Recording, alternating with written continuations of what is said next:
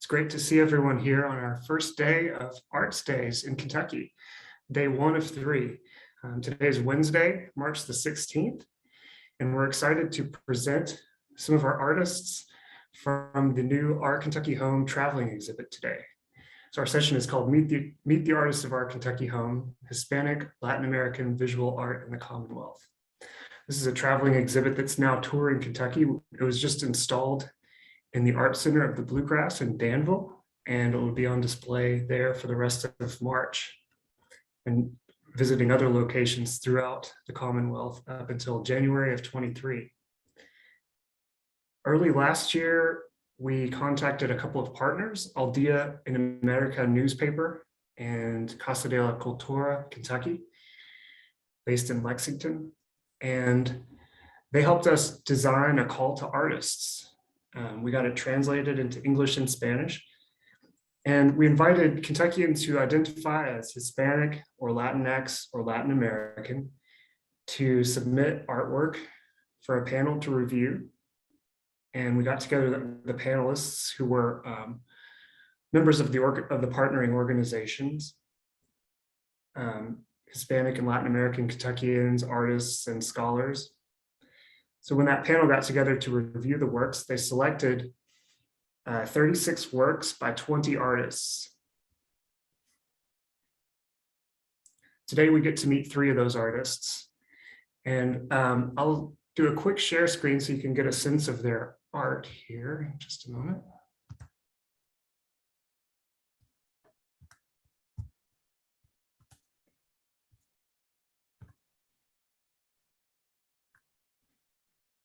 The artists we're going to meet today include Susie Trejo Williams of Campbellsville, whose piece, I've been told I take up too much space, appears in the Our Kentucky Home exhibit. A couple of images of that. And then Cynthia Segovia of Murray, Kentucky, who has 2 pieces in the exhibit, 2,564 Millas al Sur and Casa.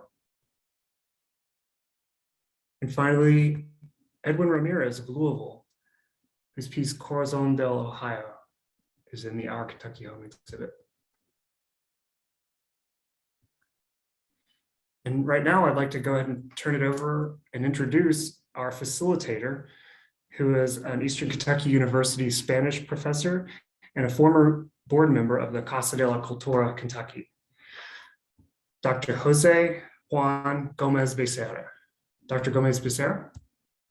Good morning, all. Thank you, Mark, and thank you to the Kentucky Arts Council for the invitation and for working effortlessly, to put this gallery together, this traveling gallery together. It is my pleasure to share space with and be able to ask questions, right, to Susie, Cynthia, and Edwin. We had a good turnout in the call for art. And, since I saw your pieces, I was excited to see that, there's this art scene taking place for the Latina community as well. So in order to just frame a little bit this Latina art or Latina artists, I want to talk, and I want to mention that there is a history of a Latino Hispanic presence in Kentucky, right? We can go back all the way to the 18th century, right? This relationship between General James Wilkinson and Esteban Miró, or Wilkinson and Manuel Goyosos.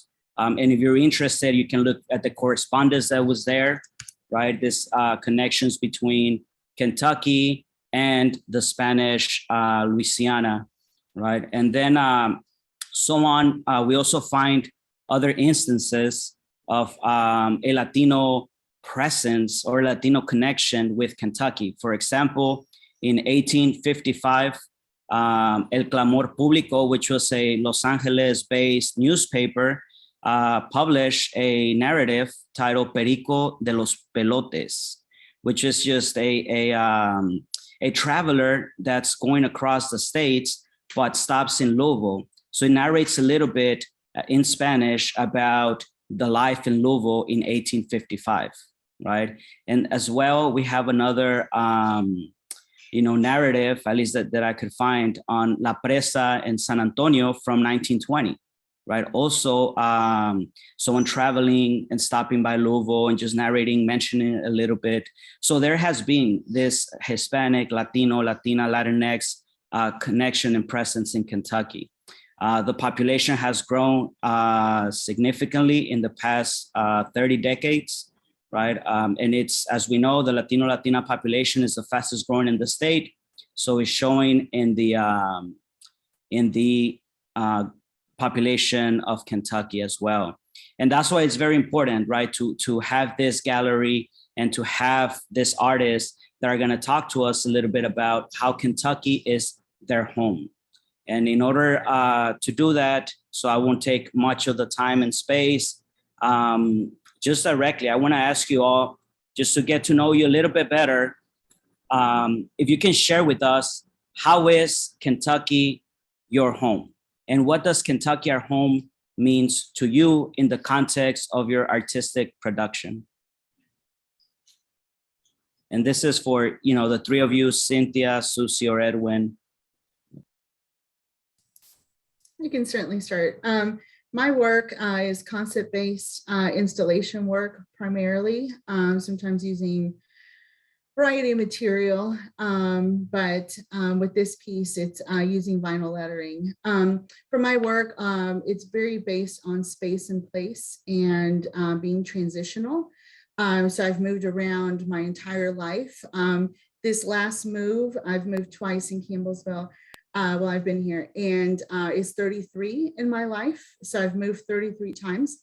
And so I've never, I think at year 4, living here in Kentucky, was the longest time I've ever lived in one place ever. So for me, being here 11 years and actually getting rooted in my community, immediate community, Taylor County, and in Kentucky has been really transformative and important in my life. So for me, when the title came through in the call, I was like, wow, because I've never really called any place home, really. And I have always moved around that word anyways. And so for it to finally feel like a place where I reside and I belong is so important. So for me, being transient in some of the articles that you were talking about, that's been my life in the contemporary, right? So for me, even the selection of the title was really significant in being a part of this. How about for you both? Thanks, Susie, and Edwin, Cynthia. Yeah, so I grew up here I was born in Fort Worth, Texas, but I grew up here in Kentucky. So I really consider this my home, as I've been here since I was about 3-4 years old. And it's really the only place I've ever known as home. And one of the things about this state that I really gravitate to is just how beautiful our state is. There is so much biodiversity out here when it comes to our flora and fauna. And as we've experienced in the last couple of weeks, it can go from being, 26 degrees to 70 degrees in a day. So it's just kind of a wild experience. So, with my artwork, I really try to highlight as much natural resources that I find, and I do try to be careful about what I collect because, part of being human is that we consume a lot of different things and we take a lot of things from places that we really shouldn't. So I try to be mindful about how much I take from a certain area. So if I'm collecting, like bug specimens, or if I'm finding different materials by the river, I will utilize some of those pieces and start kind of placing them in context. And then I will also create other pieces myself that I'll use those natural elements to embellish. So a lot of my work is mostly wearable art pieces. The piece that is in this exhibit is a wall hanging piece. So it's a little bit different than what I'm used to creating, but the concept is very much still the same. Only difference is that you just can't put it on your face. Well, I guess you could, but you wouldn't be able to see out of it. And yeah, so this place here in Kentucky and Louisville, and our gorgeous park systems as well, is definitely what I consider home, and it inspires me just by stepping right outside my door.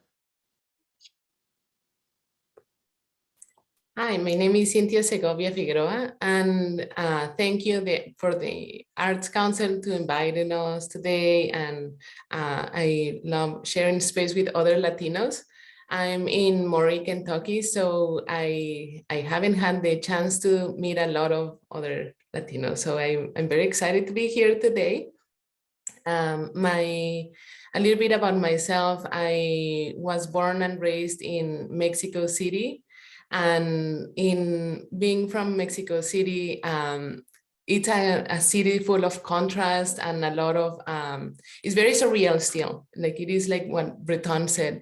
So when I moved to the States, first to California and eventually here to Kentucky, my work has been a lot about my identity and how it's changing and how I'm trying to find my home in this new country, and all my insecurities going through the immigration system, first with a student visa and then with a green card, and then as a citizen, and all this struggle about feeling like I don't belong, or I love Azucena's work, how I'm taking too much space. So those are things that I still struggle with. So I express that in my artwork. So my work is about exploring these politics of immigration, a little bit of language because I learned English as an adult, and trying to find like this space in my mind where Mexico is in the same place as Kentucky. And one thing that it resonates with me that Edwin said is about the nature, because my abuelita, my grandmother, she's from Cuautla, Morelos, and the climate is very similar, like very humid, with a lot of ferns and a lot of tropical plants. So I finally feel that I can have a better relationship with her, and paying homage to her, having these plants that I grew up seeing in her home, and having the rainy weather, and like just it makes me feel a connection with my family in Mexico. That's great. And thank you for sharing. Many times it's hard to share that, but art is very personal, and we would like to learn about that a little bit. So we had a hard time because we had a good selection, right? We had a good turnout.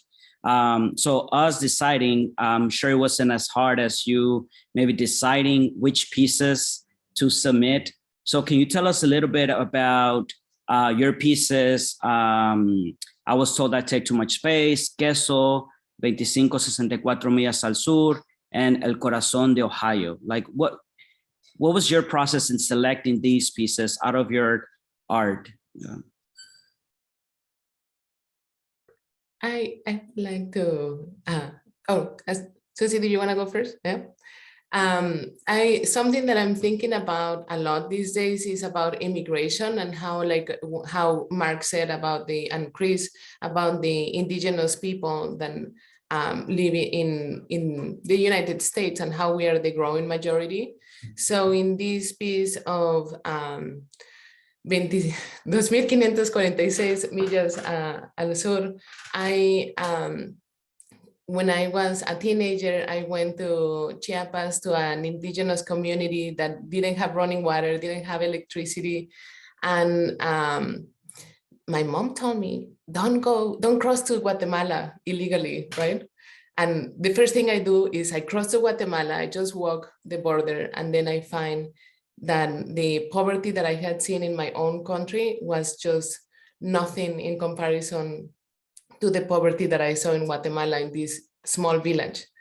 And that is the only photo I have from that trip into Guatemala, because it freaked me out to see so much poverty and lack of like governance. So these women that I saw that day, and they are in this photograph, like I reviewed this work like 20 years later, And I was thinking about how the immigrant women and indigenous women cross the border to find better opportunities in the US. And I was just thinking about like sending them positive thoughts about that I wish they had found a formal education that they could like feel that that is fulfilling their lives, that they had a positive relationship with the patriarchal culture of like the religion and everything else, and that they are in this path to something like really energetic and colorful and good in their lives. So that's something that I'm thinking a lot about in conversation in a state like Kentucky, talking about immigration and the positive aspects of that in the economy in Kentucky and the US.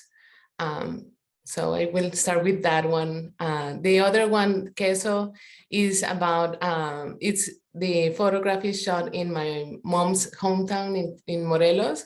So it's a market, and it just, like, I remember, it makes me think about all the hustle and bustle in the meat market, and people like selling cheese here, and next to it, the meat and like the pollito. And then I wanted to put like my American culture about this perception of like the candy like girl like on the photograph, like just like Fruit Loops en la cabeza, like is an expression in Spanish. So like all this like consumable culture. So that was the idea behind it. Well, I love, Cynthia, hearing about your photograph, especially the first one. My family's Guatemalan, so it was nice to hear a perspective of that and that you visited that space and land. For my piece, I was told I'd take up too much space. That was actually something that was told to me as far as, whatever context it was, and it was hard to process.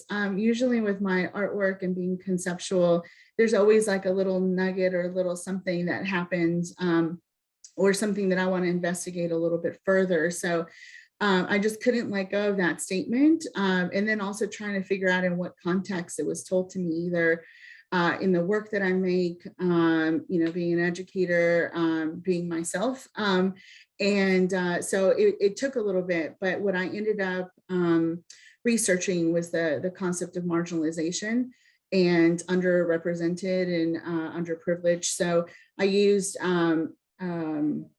references from the UN Declaration of Human Rights, and then also the Charter of Compassion discussing the populations that can be considered marginalized. And so from there, it just evolved like any of my work into its own entity, but coming from something that was said. And so my statements are me trying to give voice to those that are in the lines of marginalized. And then I also considered, what would that mean in the context of Kentucky or perhaps the county, in seeing some demographics and those kind of things, and the representation. And I remember when I was doing the research, there was a lot of legislation happening about voting rights to those that had been previously incarcerated, right? So from there, like things that were happening in that time were also precedent in the research. So that's how the statements and the result of it is conceptually also taken a little bit further. Of when I exhibited, I also was like, give me the space that no one would want, a space that is overlooked. And so the images that were shown were in a doorway, like in an archway. And since then, it's been parts of it on the floor. In Cynthia, it was like the side of the staircase, and then it went down the banister onto the floor.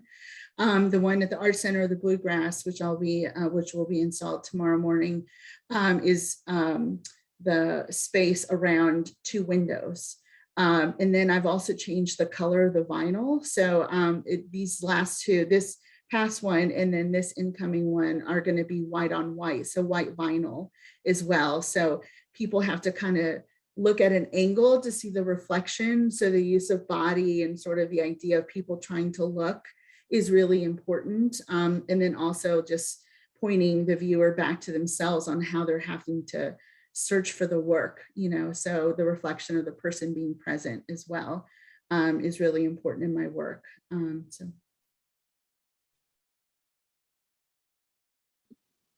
That's really cool. I love that it evolves with every show, and I'm really excited to see it in person. So, well, I selected this work because all of the materials that are included in Corazón del Ohio are found here in Kentucky. I do spend and have spent a lot of time by the Ohio River, specifically down like at the Falls of the Ohio. And even though that's technically Indiana, you know, it's right across from downtown. So it's a really beautiful place with lots of fossil beds, and where it meets the river, there's a lot of driftwood, and so you get a lot of wildlife that kind of goes in and finds homes there. So, you know, I forage a lot of things and I collect things, and you know, I put them in artistic context with other pieces that I also create. So the deer skull is I took PLA filament and printed over the deer skull itself to basically create that cast, which is why it's so lightweight. And then I decided to paint it black because I think a lot about how the turbines that are right there at the in the Ohio, you know, are powered by coal. And here in Kentucky, I mean, we use so much coal. There are a lot of coal miners. And I was thinking about how, you know, there are a percentage of coal miners in Kentucky that are Latino, and in Appalachia in general. My husband is from Appalachia and does come from a lineage of coal miners. His father was one. And how, you know, these folks, you know, really do power literally and figuratively our state and so many other places here in the United States, but they are treated very unfairly. So there's a lot of different meanings and thoughts that went into as I was creating this piece, but it felt, for lack of better terms, the most Kentucky to me. So it felt appropriate to submit that one, and it was really the only piece I submitted.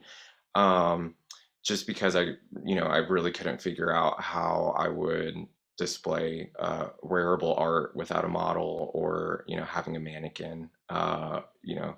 So once I got it finished, and once I really thought about what all these different meanings, how they all kind of culminated, it really made a lot of sense, because there are so many different things in Kentucky, and there's so many different layers. So, and it's not, and I'm not just talking about like the plants and the animals, I'm talking about people too. I mean, even sharing space with you all here, and, you know, all the different stories. You know, I'm a first generation American with a family from Mexico. So, you know, I've never experienced life really outside of Kentucky and Texas. But I've been able to get a really good taste of, you know, what that could be like from people's stories that, you know, I meet here. And then especially during the pandemic, we've had a lot of people that have been moving to Kentucky because our cost of living is so low as well. So that has opened up a lot of conversations with other folks, especially creative and queer folks who, you know, are already, we tend to be quite marginalized as it is. And yeah, there's just a lot of different layers, and it felt appropriate to submit this. So I'm very glad and very honored to have been selected to be part of this show. So thank you. And, you know, and it just, with art, it allows to kind of communicate all these differential perspectives, experiences of life. And that's why it's so important, right? Especially when we talk about Latina art, or Latina artists, that there's a multiplicity of perspectives, right? Many times we sometimes pigeonhole it to like, oh, this is Latino, this is not. But at the end of the day, you're all producing art. And, you know, however, when there is always this gap between interpretation of art, right? I'm a professor, so I do some criticism and stuff like that. So there's always this gap between what one perceives or reads from an art piece and what the authors, the artist intended to put forward, right? So there's 3 questions that I have. Next, I'm gonna do one each based on what I, read a little bit from what I've seen, but, I'm glad to know that I wasn't too far off. It was audacious, but, I'm enjoying it. So the first one, it's for Susie. And I was thinking about the quotes, especially since I saw it in the frame as, walking in, right? Like kind of like creating this space for people to frame or framing a perspective, a differential perspective that would allow the public to experience somebody else's consciousness. So can you, just tell us a little bit about what do you envision as people interact with your installations? Like what was your, and I know you mentioned a little bit, but can you further in a little bit? Yeah, I was looking for spaces, and this has been shown in a few different locations. So usually it becomes site specific. Sometimes some phrases need to be subtracted, and then most recently I've just added some. And so thinking about the location also is important. So for me, the initial was marginalized space. The first 3 iterations ended up being in doorways. And then some landing on the floor itself. So that way I wanted people to walk over them and and if, the concern was, well, what if the vinyl comes up? Well, then it comes out, at the end of the day, it's a one-time use. And then also like that just adds more to the concept, right? And then the frame itself going around, the initial one was here at, I teach at Campbellsville University. So it was at our gallery here. And so it's this kind of curved doorway frame. What ended up happening is that people in trying to read it, because it went in both directions around.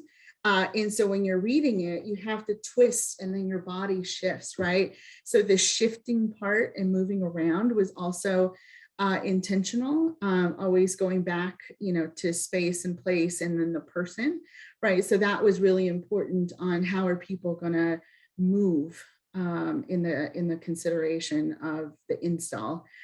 So as this Art Kentucky home has started, then it was, well, what spaces? It's not always going to be a doorway. So how can I alter it and change it? So I've thought about the color of the vinyl. I've thought about even like clear or opaque. I thought would be really interesting as well. Adding more to it, right? So at the one in Cynthia, the white really contrasted nicely with the sort of honey color of the wood flooring. So the white on that sort of it wasn't long, the piece that was on the floor, but I thought that might take the person towards it and then read, right? And then of course, now you're looking at reflections because it's white on white. So hiding it a little bit more, not necessarily hiding, but also emphasizing that overlooked aspect of it. So for me, those choices were the important part. I haven't really created work on my heritage or background or anything with leading towards being Hispanic or marginalized in any way. It was more space and place and being transient that has been important. And then the use of material and content to support whatever the concept is. So for me, it was, I have this piece, I have this work, and I need other people to see different perspectives, and but it be open-ended enough that people can come in from different perspectives and either themselves or people they know, and how do those sentences work together. So even the spaces between the statements, I think for a person to figure out how those are related is important. And is the way I interpret contemporary work. If there's more questions that come out of it and people think about it longer and are still like, hey, I was thinking about that, I think it becomes successful, especially with something so concept based. So for me, that was the piece that I submitted, and it wasn't 2D and it wasn't 3D, right? It's a site specific install, which has its own challenges of, site visits and then coming back, getting it manufactured and then going back for the install, right? So I praise Mark and all the people at each location being open to an installation and vinyl on surfaces of their spaces, and willing to work with me to make it come to fruition, right? So it's a little extra step, but I'm really excited and willing to do that for this exhibition. I think it's really important. Yes, thank you. Thank you for sharing that. And definitely subverting spaces, kind of bringing attention to the spaces that are marginalized and left alone sometimes, especially in a gallery context, is so important, right? And this other question for Cynthia, and it's based on, when looking at both of your photographs, I see that there's this like electric blue, right? In both, even though these are two separate photographs, right? They're independent, but that's what caught my attention, right? It's we see the electric blue in Queso, and then also the electric blue in the little light bulbs in 25,64 millas, right? Al sur. Can you tell us a little bit about that, and a little bit of the use of color in that sense, and specifically with 2564 millas al sur, this contrasting mixed media, right? That seems to it contrasts with like a monochrome background, Yeah. The decision for the color is because when you go to church in Mexico, you see Christmas lights in church everywhere. So it's the Christmas lights and like these electric colors are everywhere. And if you follow like other like saints, like you always have an altar for a saint, like especially St. Jude, because brings you work.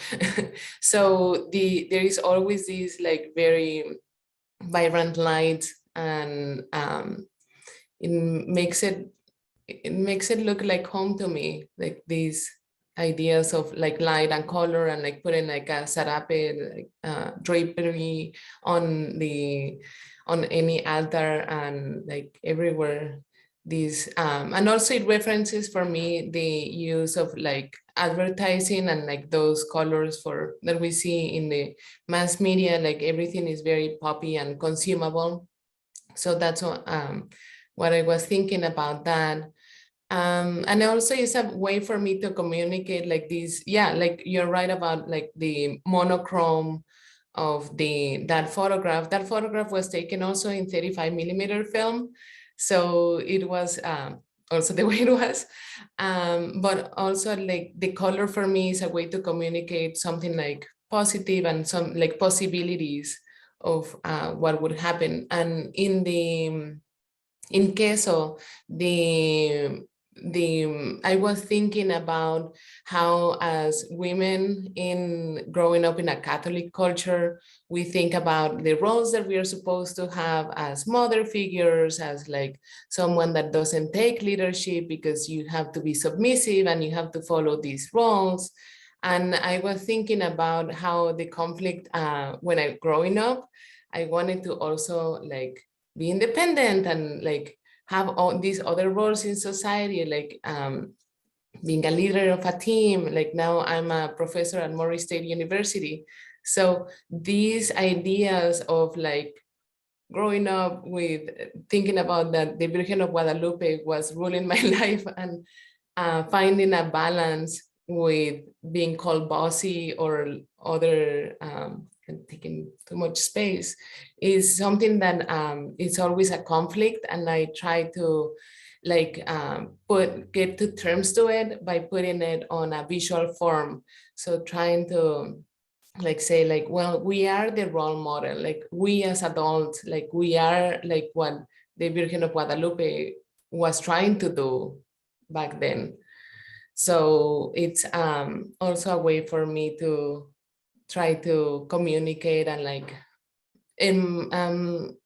rationalize my emotions, and that I'm not very good with like talking about them. So I certainly use art to talk about this, and also to communicate with a new audience that it might not be used to having these conversations and about immigration and like Mexican culture, despite besides like just Mexicans are rapists and and they smuggle drugs.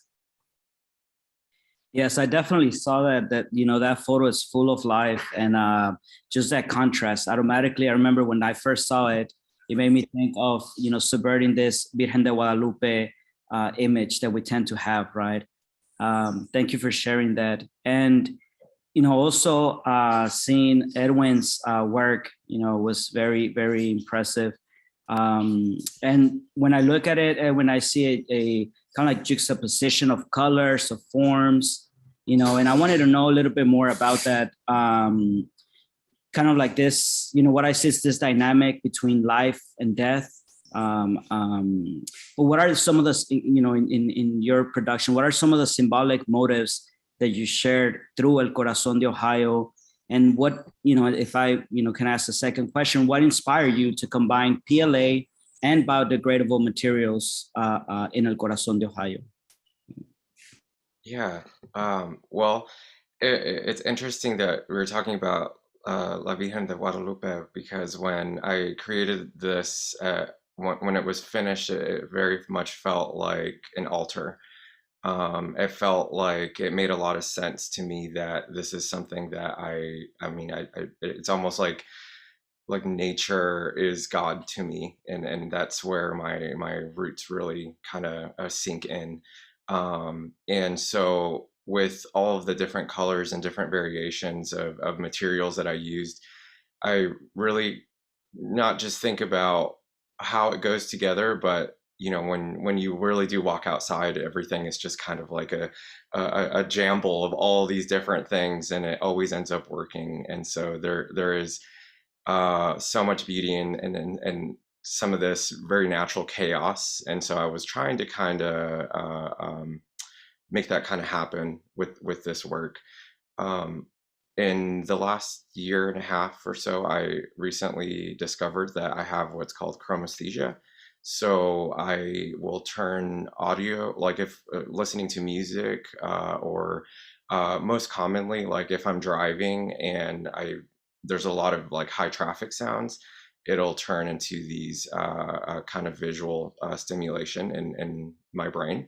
So I'll kind of see like small flashes of colors, and the kind of chartreuse color that is coming out of the top is a lot of what I see. So I really wanted to kind of put that into context, and it's the most common thing that I see in my peripheral vision. So that was kind of like the last part that I included, so that it could really have that kind of flash of like, here's this experience that I have.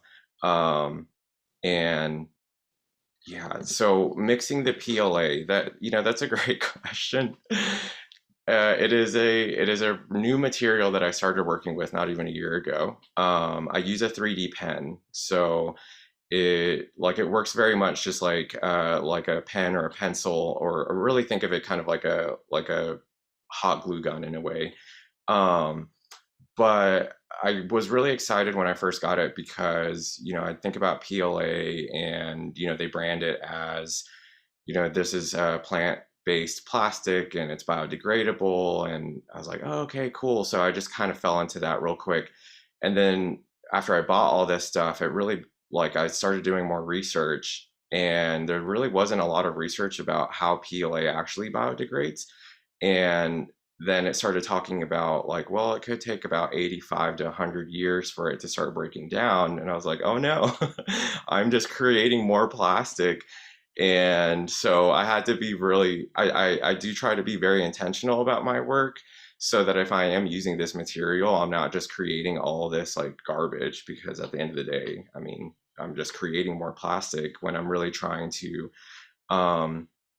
be an artist who is trying not to leave an impact. But at the same time, with using that, I think as I've experimented with it, if I leave work out like in direct sunlight, it does start to break down a bit, and the way that it degrades and it just dies, I think is part of the experience of my artwork, and it's something that Mark and I have talked about because he was very concerned about all the pieces that are very fragile and that could fall apart, and I was telling him, like falling apart is an art form. So if these things start, falling out at the gallery, as long as they're cool with like some sticks and some moss kind of on their floor, then I'm totally fine with it and not worried.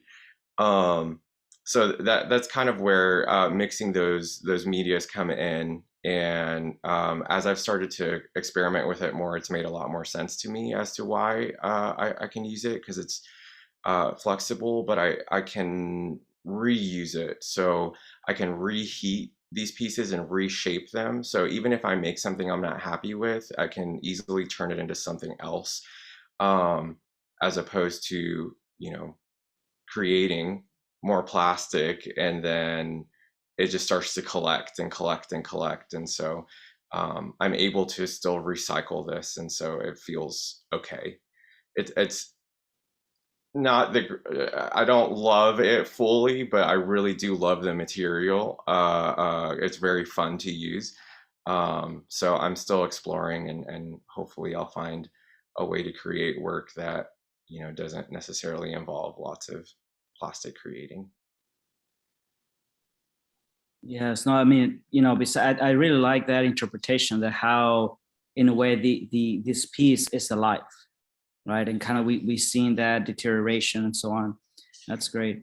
And so we have, I think, about 15 minutes. I don't know if Mark wants to open the conversation to other questions. If not, I can continue asking, but what do you think, Mark? Sounds great, Jose. We can go a little later than 11 if we get enough questions. We're not on a strict time limit today, but if anyone needs to leave at 11, of course, that's fine.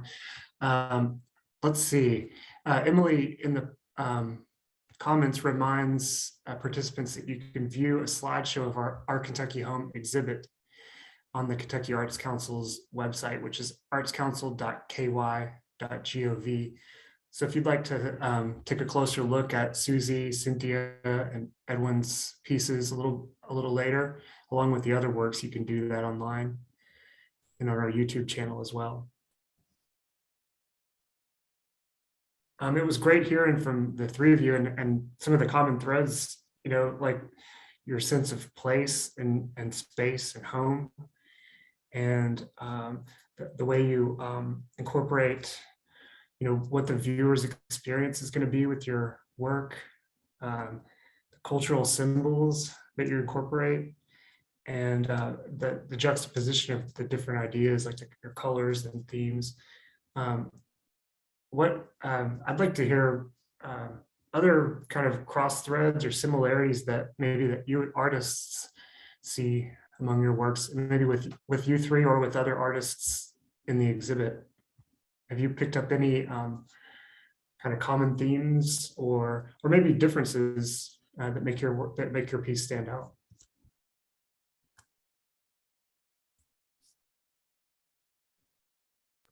I don't remember the name of the artist, so Mark, you might have to pull the slide out from your presentation, but there was one with a toothpaste, and it was referenced. It was a beautiful three-dimensional piece, and a lot of different like printmaking and like this gauze or something, and it talked about like the Cuban, and there was another image, a transfer from the Cuban Revolution. So I really like that experience of the immigration, or what it meant to live in America. So this toothpaste was talking about the whitening, I think, but there wasn't any explanation, but I think it was talking about that. So that was a really powerful piece as well. Yeah, the one you're referring to is the artist is Elizabeth Mesa Gaida, Then and Now series, and it's about it connects with Cuban American experience.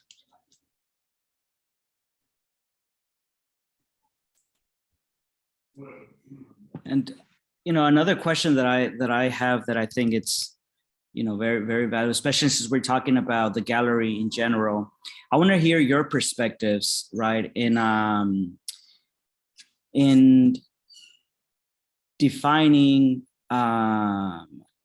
Latino, Latina art or an artist as Latino or Latina, right? I know Azucena or Susie mentioned it earlier on a little bit that, she does art in general, right? And I think that's, we see a common thread through the United States, right? Where we have a lot of Latina artists that just do art, right? But then, you have us as critics many times just being like, oh no, that's Latina art, this is not. So what is your perspective in terms of your art? And your art in, connection with your identity as Latino or Latina? Are do those always go together? Or is your art, apart from your identity? I would say that my work has never dealt with my identity rather than where I have been, right? And so for me, where I have lived, I've been in the majority, thinking about lots of stops along my life that I've lived in across Texas, and then also living in Florida.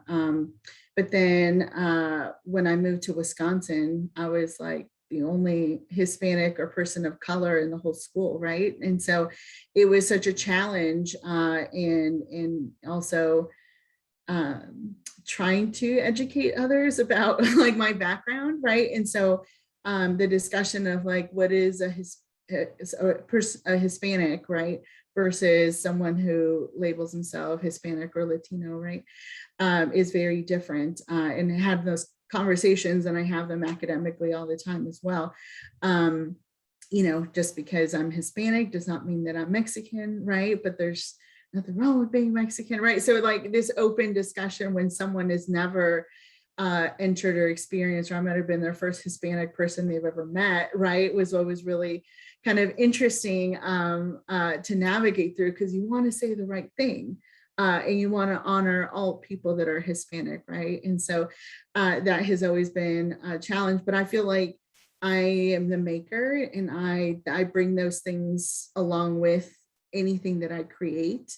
But there has been a shift recently for me in my thought process, and it has been very Hispanic based, just because, yeah. And so I was, during the pandemic, all the everyone having extra time. And so I was like, this ancestry.com, right? And all those other tests and stuff, and saying like, what is my breakdown? Because really, I'm American, right? And so what is my background? I've only gone to Guatemala a few times, and do I really have that culturally or not? I've lived in so many places across the US that I have morphed into a sort of a grouping of my culture, right? Of every place that I've lived at. And so I've been thinking a lot about fiber and backstrap weaving and those kind of things along with it. And so,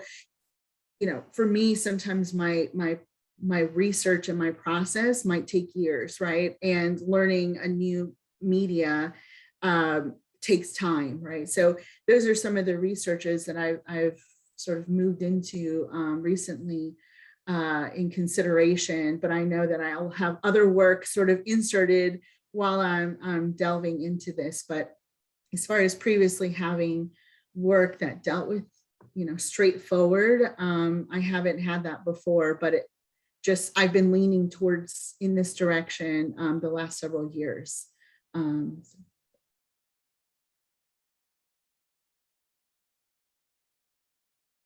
And how about Edwin or Cynthia? Do you have any response to that? How do you perceive it? Or how do you perceive when, maybe somebody refers to your art as Latina art versus, and this is just connecting it to a national conversation, right, around Latina artists, right? Of if sometimes if defining it as Latina art, if that pigeonholes it to a point where it restricts, perspectives, conversations with the art piece itself, or if it, contributes to creating a differential perspective that requires creating spaces for this specific artistic production.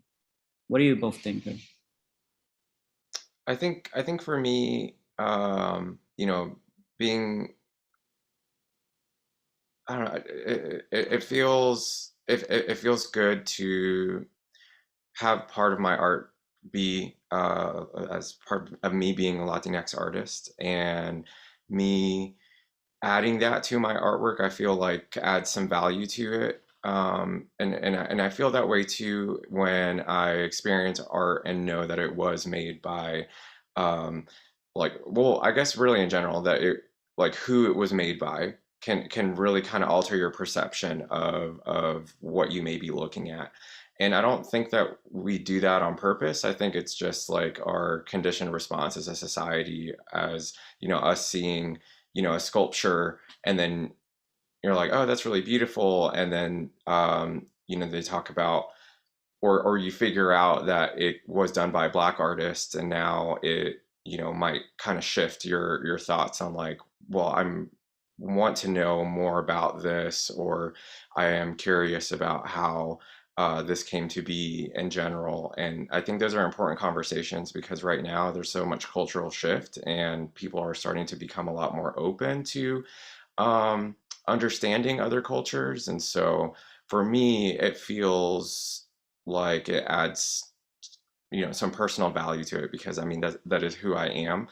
And so I do think about my artwork more of an extension of me than anything else, because sometimes I'll make work without really knowing where I'm going with it, since in a way, I'll create all these different pieces, and I'm almost kind of like collaging it together, and then at the end, I have to kind of sometimes think about how I interpret my own work, and then what it actually is supposed to convey. And and even with this piece, Corazón del Ohio, it's there was a little bit of self-discovery in there, not only of exploring new materials and making a wall hanging rather than what I'm used to creating, but also just in general, just figuring out like what that means to me and why I even made that. And so I think it does add value to me personally. So that's very interesting to hear, like, two different perspectives on like land, and like also about like being transient. And a question that I had related about being transient is like, if you think that you're being first generation, like part of why you are moving a lot is because of your parents like having to being immigrants, and then the context that put you in. So that's a question for later. But going back to your question, Jose Juan, I was thinking that my experience as an immigrant here, when I was, when I moved here, I was trying to practice my English, but I always found myself talking more Spanish with people that spoke Spanish. So my people always had told me that I don't look Mexican. So my work intrinsically had to do with defending my identity. And is something that really pissed me off when I was, when I just moved here, because that was the only thing I had. I didn't speak English well, and I was trying to find my place.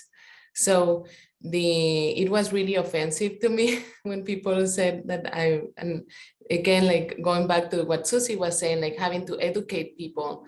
And also it was the idea of that I was Eastern European or that I was French or like, so now it has just become like a contest for me. Like, do you know what, like, just guess where I'm from. But the defending that work like led to me, for me to create art and to create, like, to talk about stereotypes. So why I don't look Mexican? Like, do you think that all Mexicans have to be like have a sombrero and a mustache? So I have that work, and that work was exhibited and now is part of the collection of the Museum of Latin American Art.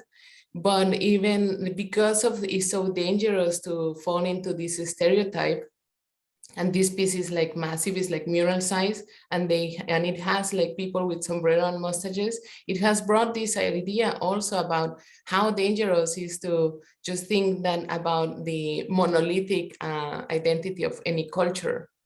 So I am very worried about like these exhibitions and events where they enhance Latino culture, and when you also frame it into the crafts and folk art, it worries me. But then you have to think in the big scheme of things how that organization is functioning and the context of who is in charge of that. So that's something that I consider before participating. I have been invited to participate in some things where I feel that I'm just a tokenism, and I have rejected those if it looks like really like I'm just like, you just want me for because of my name. And in other areas, like, you know, I have to take my chances.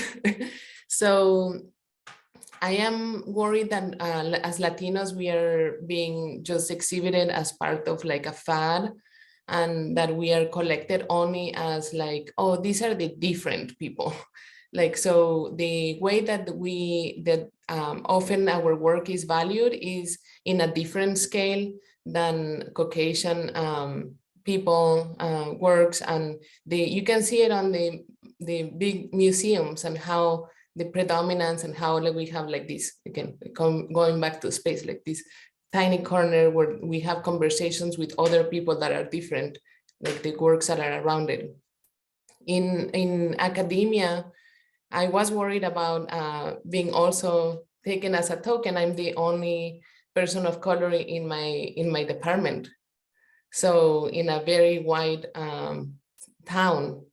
So that was a coin flip, but at the same time, I was also tired of being in Los Angeles where everyone like kind of agrees with me. So it's more important for me, I think, to be rejego. What's one? Maybe like a renegade, like. Yes. Thank you. To be a renegade and try to like have these conversations, these tough conversations with other people that don't agree with me, or like have conversations with people that haven't met an immigrant before, or have like these ideas from the television that feed you, and have these conversations about how we're all humans at the end of the day. Another question that I had for Edwin is like you use the word Latinx, and in Spanish we don't have that X like at the end of the word. So that also like there is so many identities, right? So there is so many, like I obviously want to use the X because it includes more people, but at the same time I'm like, well, but in like who coined this word and with what purposes? So yeah, it's a very interesting and rich conversation. Thank you.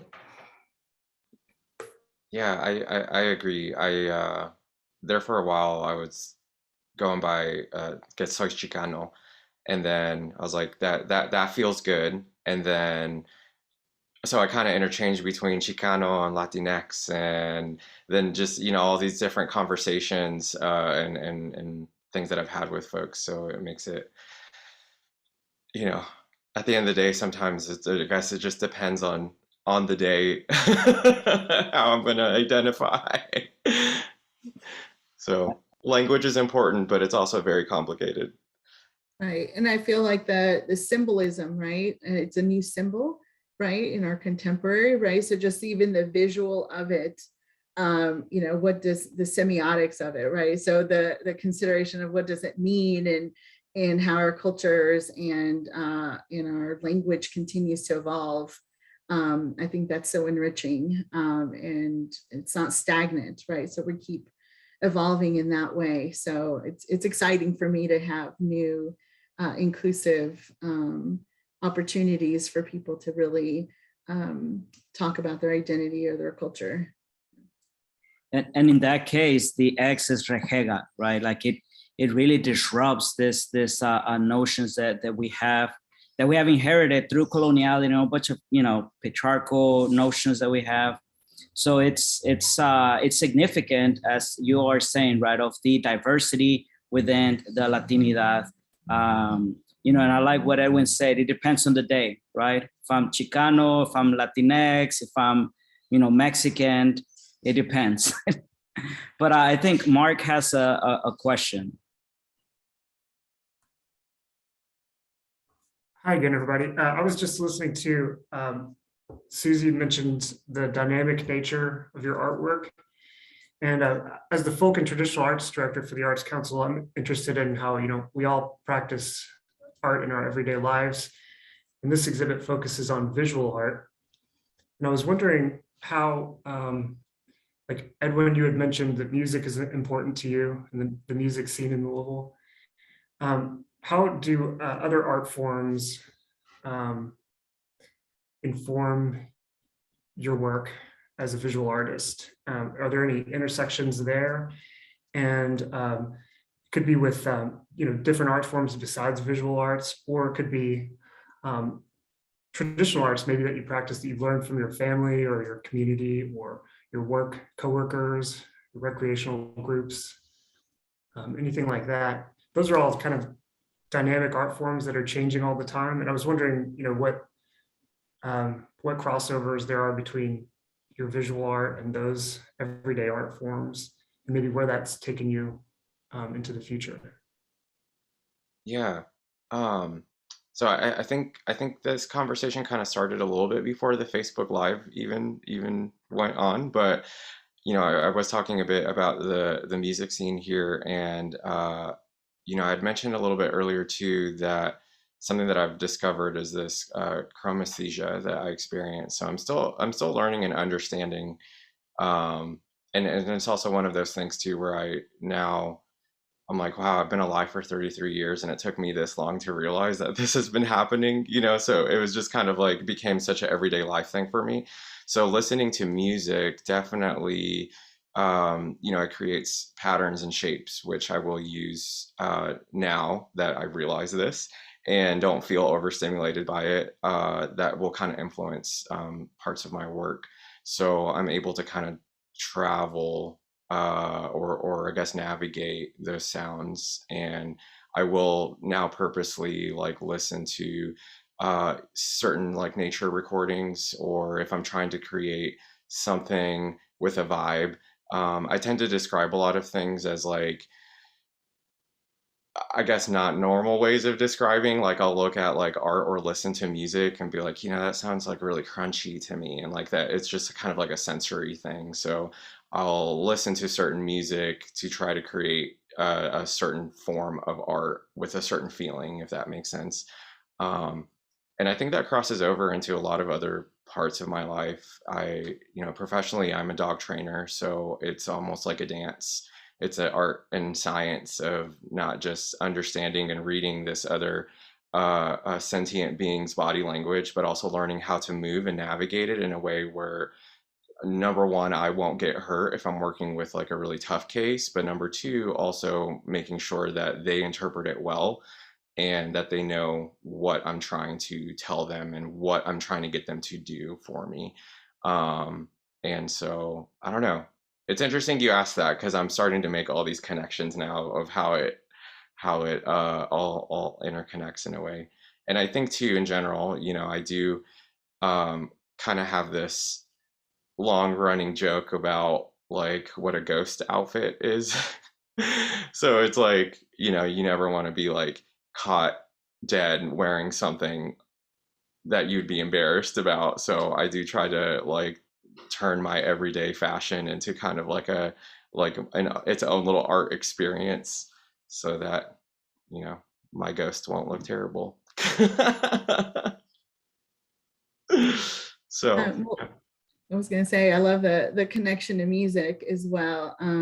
For me, I was a photojournalist by trade, so I started my early career as a photo editor and photo in journalism. So for me, the connection of visual and language and text is important. So sometimes I'm watching something or a series, or I dive into, like, it could be mainstream TV or documentaries, but there might be a phrase that kind of kicks off something. So I pay attention to that. Sometimes I dive into music and lyrics. And actually, one of the last lines in the piece, I haven't really shared that as much. It's never really come up in conversation. The get out of the way if you can't lend a hand, or get out of the door if you can't lend a hand, actually comes from it's from The Times of Changing of Bob Dylan's song. So it's not verbatim, but is inspired by. So I thought that that was something I haven't thought about it in a while. So the connection to the music part. So it really landed quite well of having the text and just letters in this piece, just from my background and everything that I look at. So I'm usually inspired by quite of different ways. It could be also a play or a musical that will inspire something. And most recently, I had another exhibition in our faculty exhibition here, and the title came from a Shakespearean play, right? So it just depends. So that's one thing that I always share to new artists or students is you dive into those things that are familiar and inspire you, but you also you should do things that you don't have a commonality with. And you should dive in because you don't know where your inspiration is going to come from. But for me, text is in language and in writing has always been a part of my practice in some way, even as I transitioned more into being a visual artist. Well, I'm always a visual artist, even in photography, but as far as the journalism world into what I do now.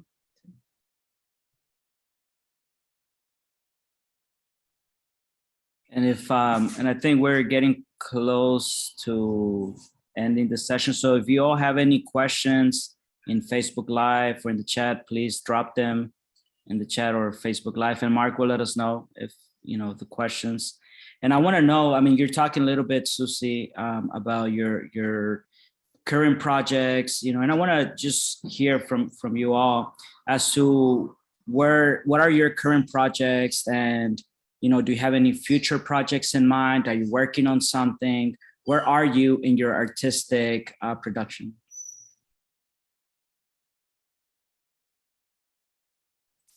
I'm currently exploring, like, I also do video work and performance work, but now I'm like super into photography medium that is called dry plate, that is from the 1800s. So I am working with that and like exploring like this very old medium and how it teaches me like so many other things that I didn't consider. It reacts to UV light. So taking portraits with fluorescent light is like exposures of 30 seconds. So it produces like these very interesting images. I don't know if that's going to lead to a bigger like body of work. I'm just learning new skills right now. So that's what is keeping me inspired these days. Yeah, I mentioned diving into Guatemalan culture and specifically in fiber. So that's going to be, I know, a long process. So between things like that, I just had, like I said, faculty exhibition recently, but it dealt more on in our county from the tornado damage that we had from December. And then we had a second tornado run through our northern part of our county in January. So the destruction that happened on the north side and also took part of our research forests. Our university owns Clay Hill Memorial Forest. So taking objects from those. So going back a little bit more to space and place, but that was very impactful. But also during that time, connections with the Hispanic population and getting translators was really something challenging. And low socioeconomic in our county was really affected during that time. So, it highlighted those aspects of it. So that was a piece that I just finished up. But moving forward, thinking about alternative photo processes and cyanotypes and navigating through that on glass is my next project, and then installing that outside. So that's been something that I've been working towards. But a lot of my pieces take some time. The fastest turnaround I've had has been like 2 months.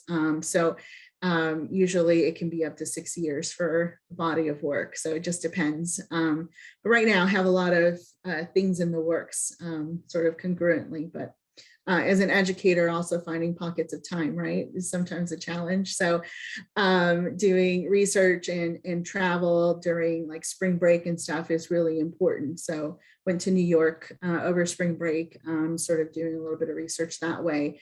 But summertime, right? Always the summertime is the time for making.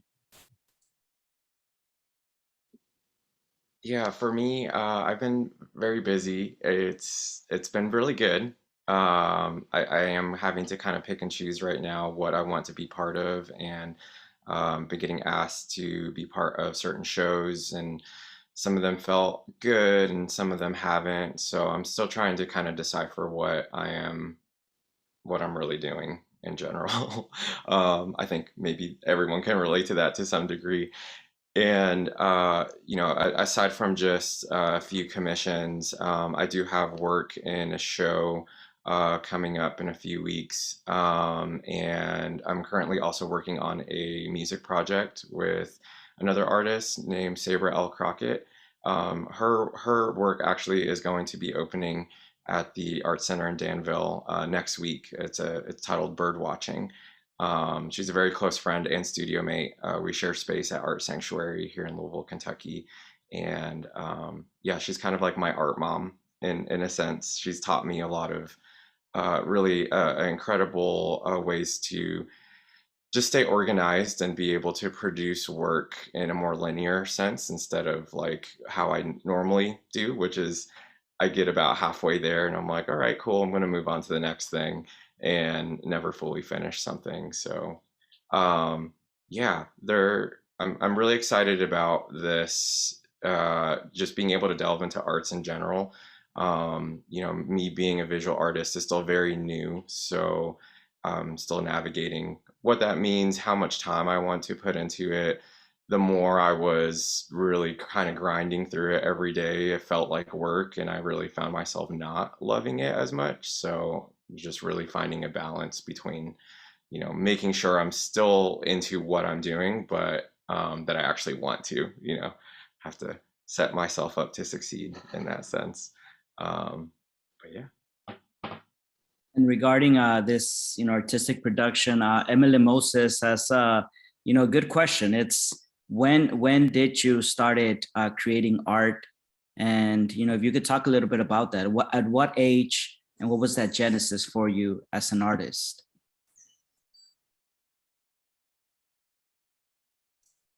I started making when I was young. My dad was artistically inclined and also musically inclined. And so we had projects my whole life, like creating little models, or this weekend we're going to explore pastels or something. And there was always books around. So research was always a big part of my practice. When I was younger, my brother told me this story when I was like in my 30s, that when he's a couple of years older than me, but when I was like 3, I drew this like realistic tree, and everyone was like, look at all the colors she's using and things like that. So I think art has always been a part of me. I've done broadcasting and videography and photojournalism and anything I could get my interior design. I've like tried it all, right? And as many media that I could get my hands on in undergrad and workshops and all that stuff, I've always tried, right? There's always like a scientific method that is always exciting to me, right? We have an idea and a hypothesis and test things out, right? So in that sense, like science is really important as well. And then dealing with the land and space and place and geology and things like that has always been really important. But, you know, calling myself an artist, I realized I had a staff working in newspapers that really the best photographers I had were the ones that weren't doing photojournalism, but were in fact creating bodies like artwork, right? Their photographs were so intentional and had point of view and intentional, like they were artistic and has some aesthetic qualities to them. And so from then on, I really shifted the language that not only were we that we were really artists, right? And so it's really hard when you finally call yourself an artist, right? Be like, oh, I'm an artist. And now it's just like, that's how I describe myself, artist and educator, right? And it's a little bit more, confidence with that. So, but art I've been making my whole life in some capacity. For me, the formal schooling was the way that for me to discover art. My parents are not like art inclined.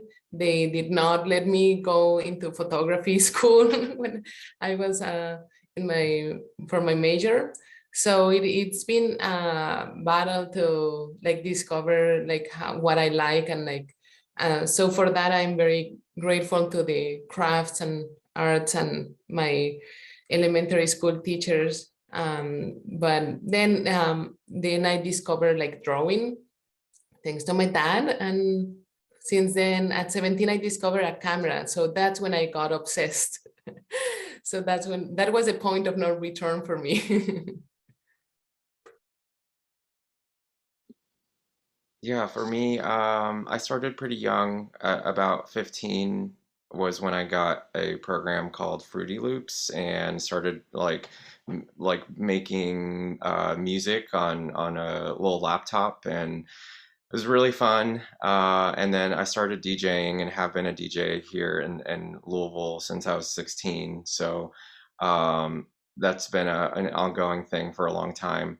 And throughout high school, I did take a lot of art classes, but I never really enjoyed drawing and painting. I just kind of did it because it was what was offered. So I went into cosmetology school afterwards thinking I wanted to be a hairdresser, and really did not enjoy that, but got a lot of, I think it really helped me figure out a path forward like exploring creativity in a different way. And then also I think when it really kind of opened the doors of thinking about how we adorn ourselves, and that's when I really started looking into my Mexican heritage, and looking at all the different native people of Mexico and all the different languages they speak, and all the different things that they wear for traditional ceremonies, and how incredibly beautiful those masks and